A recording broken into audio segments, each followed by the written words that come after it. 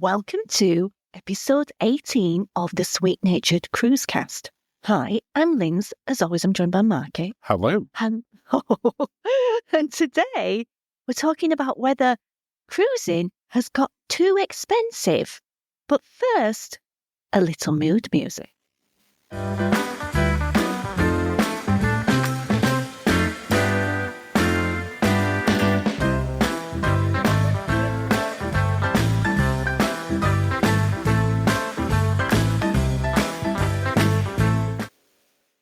What did you think of today's mood music?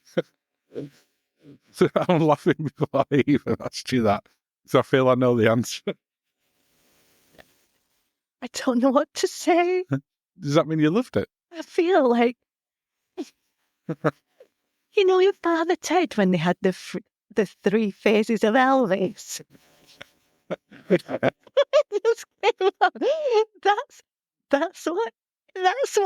That's what they had. It did feel a little bit like that. I've My Lovely Horse. No, it wasn't My Lovely Horse. It was is it phases or stages? It's the 3 ages of Elvis. Ages of Elvis. And that's the type of music that Father Ted danced to. So they didn't have to actually pay for licensed music. Well, there we go. I will. So does that mean you liked it? You know what? I think I'm gonna say yes. Oh, I didn't like it at first, and then I. But now you've linked it to something else. No, I've seen that in my mind's eye. That's all you can get out. I love it. I love it. Well, I'm not saying the search is over. But It's not over. It's not over. But I'm going to take the win. You know what? That's up there for mood music of the year, Ooh. which I've just invented. Let us know in the comments if you agree. Is that one of the better mood music, or as Lindsay's now given it, the mood music of the year? No, it's up there. Are we going to have an official awards at the end of December? At the end of December, we're going to have mood music of the year. We're going to have most inappropriate comment of the year. Oh, there'll be a lot of them. Anyway, we better start talking about cruising stuff, aren't we? Not just mood music and sort of old Father Ted's references. We're 2.5 minutes in, we've not mentioned cruising. I mean, apologies if you have no idea what we're talking about. Well, but just what this YouTube thing, that's good. This YouTube thing's good. Okay, that's up there for comment of the year. Have a look for that, yeah, and then you'll see what I mean. Yeah, to give it context. Well, shall we start talking some cruise stuff? Hey, let's do that. I hate to be the one to bring it down. Oh, well, this came up in our live stream that we did yesterday. At the time that we're recording, because it's Monday night. And we've said this before about some of the questions. You don't really get chance to get stuck into them on the live stream because you don't want to take up the whole live stream on one question. No. But it came up with the recent price hikes. Yes. Is cruising getting too expensive? That was the question. Yes, and we felt it was. And you know why I think it felt true to say yes, it was. Do you remember when we went on Celebrity Eclipse transatlantic out of Southampton, and we did about... That was 2018? And I think we did about 16 or 18 nights. It was a hefty cruise. I think it's actually in between that. I think it was 17 nights because it remains the longest cruise that we've done. Yeah, we went across Southampton. We did North Transatlantic. We then went into Boston. Yeah. We cruised into Manhattan. Yeah. Went to Bermuda, went to Nassau. Yeah. It was an incredible cruise. Yeah. Overnighted in Manhattan. Yeah, absolutely. Included the drinks package. And it cost us, including the flights back, I don't think it was £2,000. No, and that was for both of us. No? That was for both of us, yes. Yeah, and we're not... In a concierge. It was concierge class, wasn't it? So that was our first celebrity experience. Yes. And transatlantics are generally a bit cheaper anyway. Yeah, but you can... Because it's a repositioning cruise. Yeah. And you can still get some great pricing on transatlantic. Mm-hmm. We were looking the other day because I think it's Sky Princess has got one. It's like 21 nights. Really... And they've got a balcony for $1,099 each. Yeah. Now, that doesn't include your airfare. No. But that's still long cruise for that. It's to put on, yeah. But there are still ones out there. But I don't think that there's anyone that would really say that cruising hasn't got more expensive, certainly since the pandemic restart. Mm-hmm. We had some real sort of cheaper ones right at the start. Encouraging prices to get people back on. Yeah, it would get back cruising pricing, won't it? Yeah. And then since then, I think it's probably fair to say that cruising is more popular than ever. The stats seem to say so. 30 million passengers a year, apparently. I was reading something only in the last couple of days about the number of new ships that are in build. And there's something like 172,000 cabins currently in build on new ships. Which, when you think about it like that, because normally there's 20 ships being built. Yes, yeah. When you look at it, 172,000 cabins with average 2 people a cabin. Yeah. That's 350,000 people that the additional. Yes. Which is just staggering growth. Yeah. So, yeah, I do think it is more popular than ever. Will we get to a point, do you think, where we've got all these new ships coming on? Because there's been so many new ships in the last year. But the pricing it's not oversaturated pricing. The pricing just seems to go up. Well, do you think that is to a degree because some of the bigger cruise lines, and some of the smaller ones, I guess, as well, to a degree, got rid of a lot of their older ships during the pandemic? Razor blades, yes. So there wasn't as much sort of capacity. Then we've had them spending a lot of money on new ships. New ID. What am I trying to say? It's late. I've been working all day. What am I trying to say? I don't know. Like, they've come back plusher, haven't they, and fancier. Yeah, they've evolved. We've seen some cruise evolution for sure. Mm-hmm. I mean, we had Celebrity's Edge class before the pandemic. Yes. But and a lot of the ships that have just come out now have been in development since before that as well. They just weren't. It seems to have been accelerated in the type of. It does. I mean, they've just started fitting out in the last few days the third Edge class that's now in build. Not Edge class, Icon class. Crazy. You know, we've not seen the second one, Star, come out yet. No. The third one's already been built. So that's 3 massive ships. And am I right in thinking it's £2,500 per person for an inside cabin? On Icon class. I think it depends which cruise you're looking at. Either way, it's so pricey now. It's so pricey. But I think we have to put it into perspective as well. And this isn't me defending cruising against other types. You do. I will. If you look at, for instance, another holiday that we used to take a lot, certainly when our son were younger, which is to Disney. Mm-hmm. Disney World, yeah. The cost of going to Orlando now, and in particular staying at Disney, is so much more than it was. Because us being over there was why we ended up starting cruising. Because we were at Disney World and your family were going on a cruise ship, so we joined them. Yeah. So the cost of that is much more expensive. The cost of getting into a Disney park for the day is over $200 per person. Good grief. So yeah, money's not what it was now, is it? No. It's all like an old crooner. Back in my day. No, I mean, I felt like that was a lyric from like. Are you giving me more song lyrics to test? No, I think I've made that song up, but I feel that it would have been. I think there's something similar out there.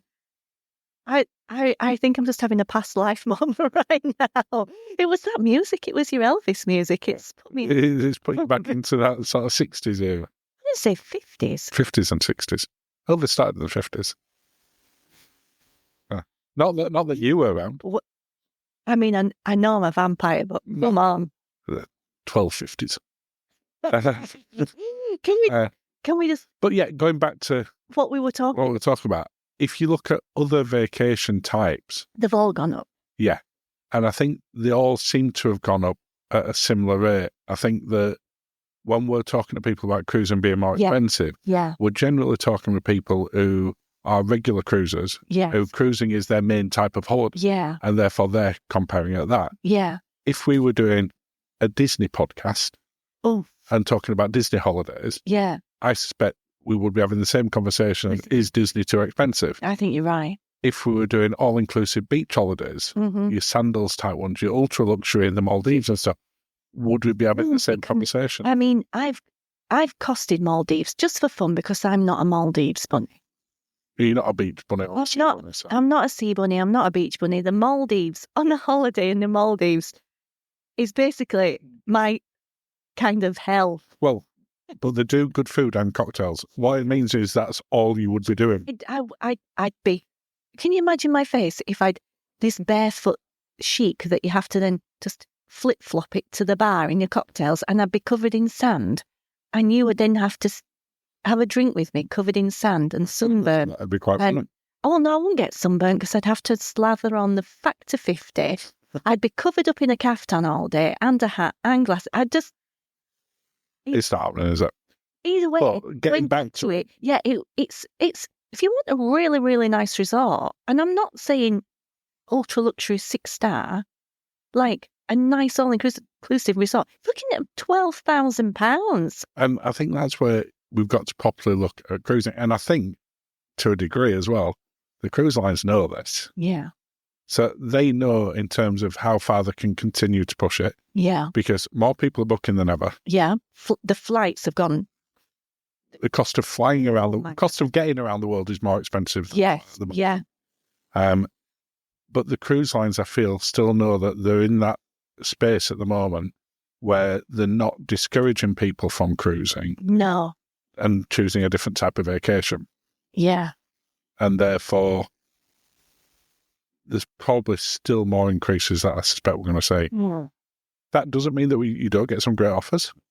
That, will there be last minute? Will we see, we've talked about last minute cruises disappearing, but I've also seen them coming back again in the last few weeks. I think you just got to be easy breezy about your dates and where your itinerary to get a good last minute price. Yeah. And probably want a longer itinerary as well.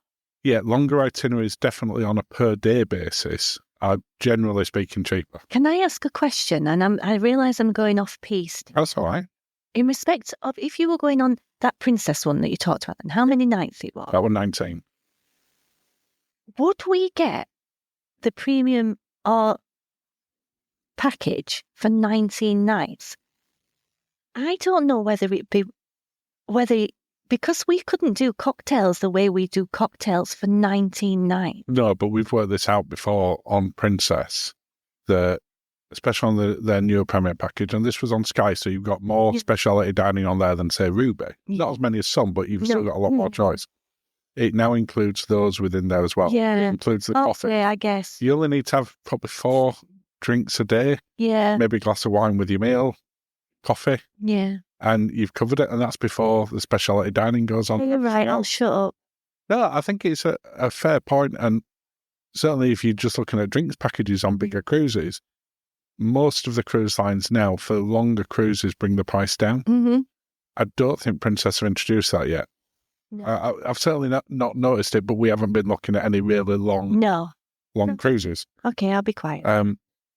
But when going back to sort of expensive, and we have talked about the value of cruising on podcasts before. Yeah.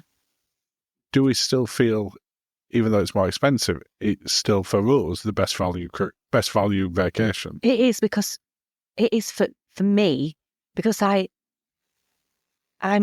not a beach bunny. You're not bothered about going to the beach. No. If we compare it to going to, say, Disney World, which, again, completely different a different type of holiday. Yeah, but I like the cultural side of things. I like an excursion. I like waking up in a different place. I like a different place. I like being able to absorb the history. I like all those things, which you don't get on a beach holiday. No, we've been to destinations on cruises that we never would have been to if there were just a land one, because we would have never gone there. But if we had to pick a beach holiday, we go, oh, cruising has got so expensive now, we can't do a beach holiday, then the place I'd want to go, and even though we've been before, I just don't feel we've explored it enough, would be Mexico. Okay.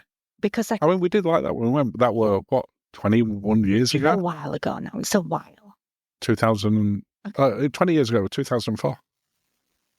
So, yeah, I'd definitely like to go back there. I mean, to be honest, any sort of... But then you can go to, you can do Mexico, that coast, So I'm thinking Tulum, Chichen all those places. You can do it. It's a bit. What, down Cancun? Yeah, you can. They do. I know they also like to go to, where is it? Is it called Cozumel? We've been Cozumel. Oh, on the cruises. Yeah. So we can do it again because I still get to explore those things, and then I don't need to do the beach holiday. But I get to still have all the food. Oh, I'm confused. Your music's confused me. So, in summary, yes. More expensive, but so's everything else. It is more expensive, but I don't think proportionally it's any more than any other. I think just everything's gone up. Fancy coffee from a coffee shop now. £5. Yeah. I've been down in London and we've seen pint of beer for £9. Oh, not that we would buy that. Cocktails are £15 to £20.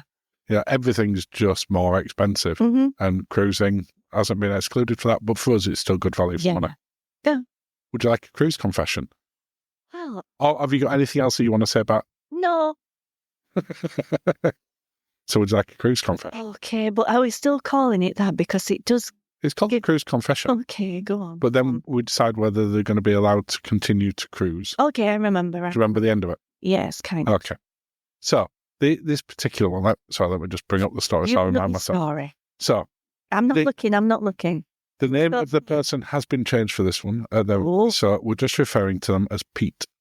Pete? Yes. And this one's called The Midnight Buffet Heist. Oh. So this is from them. Cruise gods.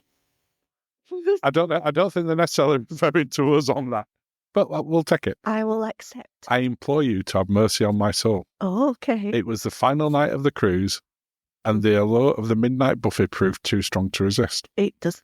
My stomach, a bottomless pit after a day of swimming and sunbathing, growled with a ferocity that could rival the ship's engines. A ferocity? A ferocity. That's a big growl. You know what?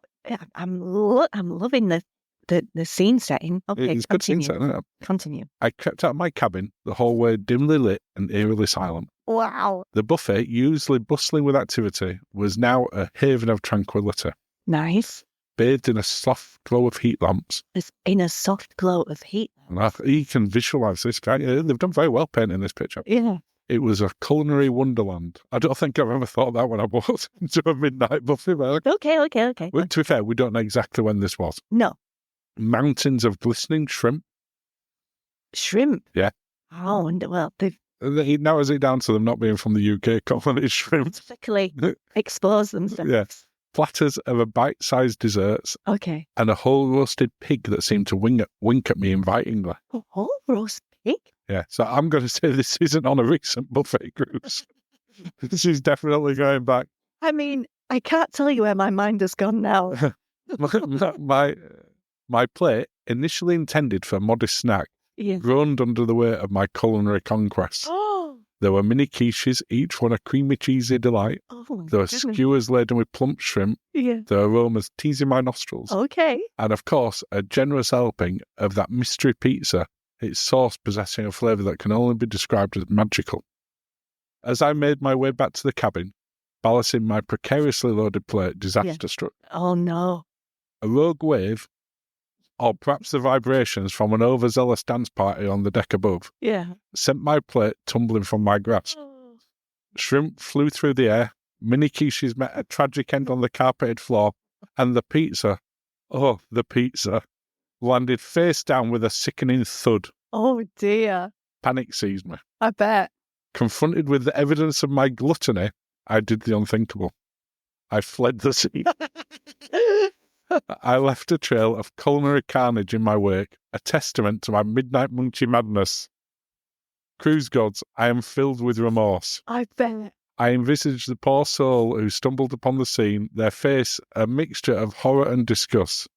I vow to henceforth control my late-night cravings and own up to any future food-related fumbles, no matter how embarrassing. Please, I beg of you, forgive me. Okay. Very good scene setting. Wow. I mean, I can imagine that pizza thudding. I can also see the shrimps flying. Are we telling Pete, in quotation marks, that he needs to hand over his C card and get off at the next port? Mm-hmm. Or are you going to allow him to carry on cruising because he's very remorseful and has promised in the future to own up to those? What would you do in that situation? It depends on the age of the ship, because if you've got cameras, you're going to have to attempt to clear it or find something or do something. If it's an older ship and you know it, oh goodness. However, as Pete recognises that I am in fact a goddess. He may have been talking to the wider cruise gods. Oh. But if you want to have him recognising you for that and basing your forgiveness purely on flattery and setting the scene for future conversations, that all you need to do is flatter Lindsay no matter what happened and you get forgiven. No, you don't have to flatter me. You just have to be realistic. You're vampirous. No. So, what do you reckon? It wasn't his fault. It was a wave's fault. Or the overzealous dancing. Or the overzealous. I'm going to say wave. I'm going to be, again, we have been on a ship when a bigger waves hit and we've been in the buffet at the time and seen plates go flying. I bet people end up in all sorts of precarious positions when a rogue wave. I think it's more the fact, not that happened. Yeah. But then that you just bolted. He ran away. He bravely ran away. No. For me, I would have picked it up and put it on the plate and then pushed it to the side. I wouldn't have carried on taking it to my room. I might have gone back up to the buffet to get some more. I would have gone to get you. Because... So I'm going to say that Pete can keep his sea pass. He can so keep his sea pass. He can so keep it. And he'd written it very well. It's written it so well. I mean, gold star. Okay. So, well done. Well done, Pete. You get to carry on. News story time. Oh, okay. So, we've got 3 news stories. Oh. And as usual, you don't know these. No, I never know them. I never know anything. You knew the titles, so we talked about it on the live stream. This is true. Cruise story number 1. Mm-hmm. Hurtigruten has announced the first truly zero-emission ship. What, are we paddling? It's got horse. Now, when they said I have to say, you want a million miles from my initial first smug remark. When did they announce that? I'm like, well, what about the Vikings? I guess that weren't shit. Oh, you're going to go Phoenicians as well. You can't forget about those guys. So I think they mean modern one since the use of fossil fuels. So it's going to be the first fossil fuel free. Okay, I understand. Not using any other one, not the LNGs or anything. And Polynesians, they used to travel thousands of miles. They did. Not with engines. And they didn't have a midnight buffet either. They could have done. Well, they could have done. I've not seen evidence of the midnight buffet. I'm sure. Well, tweet. Well, yeah, that's true. And, I suspect they were asleep at midnight. Maybe they were silent disco. Who do you think steers the ship at night? There still needs things to do. They want autopilot.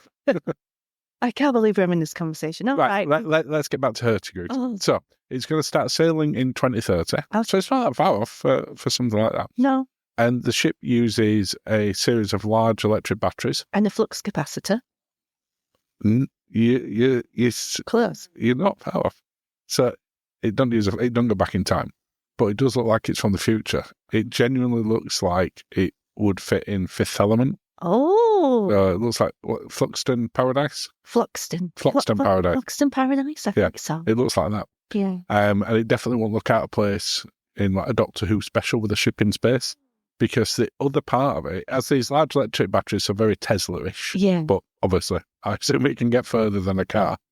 The other part of it is it has tall sails that are solar powered. Wow. Wow, from the future. Yeah. Okay. It does look really impressive. So they're doing a lot of testing at the moment in terms of all the bits and pieces. Yeah. It is an expedition ship. Okay. So it's obviously much smaller in terms of passenger count. There's not really any details out on about it, apart from this is the technology it uses, no names or stuff. But I thought it were genuinely fascinating. Okay.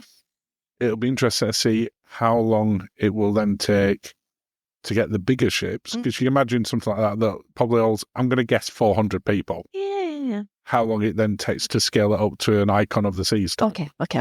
So we're probably a little way from that, but well done to them on being the first one. I'm sure it won't be the last one. Gold star for them.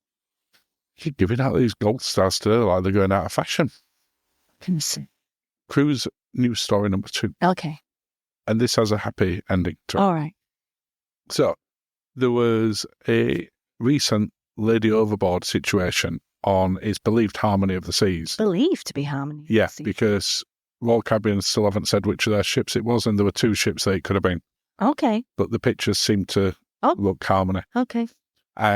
Who fell overboard as the ship was docking in Honduras. Honduras. So I'm not sure as to what she was doing to fall overboard at that point. Okay. But she fell overboard. This is the happiest subject. No, it is because of what happens next. So a passing firefighter from Dublin called Rory Foy was on holiday at the time, and to quote the local paper, sprang into action, dived into the water, swam to where she was. Someone had thrown a life ring over as he was swimming, grabbed the life ring, got over to her, pulled her back to the side, and she was fine. And are they getting married now? Shall we say yes then? Just to make that an even happier. No, the fancy KO. Well, that was a meet cute. It was from a rom-com. Yeah. Okay, So, I like that. Nice story, that. Oh, And well done, Rory Foy. It was also in... Special. They'll fall in love. They will definitely fall in love. There'll be some turbulence. Sorry, Channel 5. There'll be some waves along the way. It won't be Channel 5. It'll be Netflix or Amazon these days. Okay. But, yeah, I thought that was a lovely story. And it's nice to hear a happy ending to those sorts. Too many tragic times. Okay. So, news story 3. Okay. Juneau. In